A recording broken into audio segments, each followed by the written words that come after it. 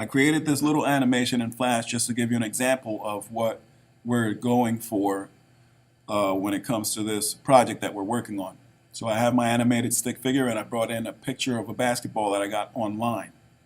So let me close this out and let me show you how to prepare an image that you want to use in Flash. First thing you need to know is that in this case you don't need to have a large image. It doesn't have to be a large image. You don't have to go to search tools. You don't have to make the large image like we normally did when we did things in Photoshop.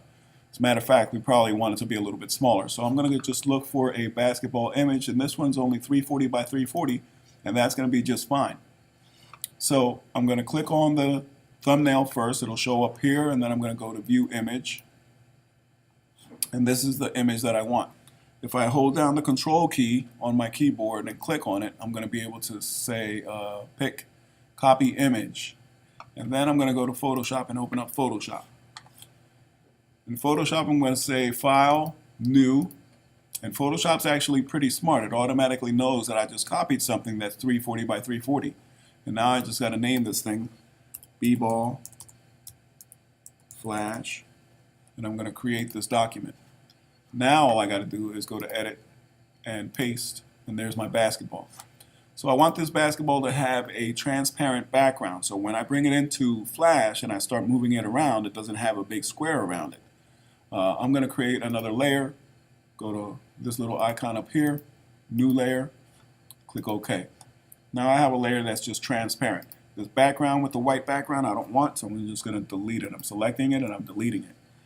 And now I'm clicking on the layer that actually has the picture of the basketball on it. Now what am I going to use? The trusty magic wand tool. I'm going to click on the white space, and that should select all of the background. Hit delete, and there you go. We have the background eliminated, and we have a nice transparent background to my basketball picture. Now I'm ready to save it. All I got to do is go to File, Save for Web.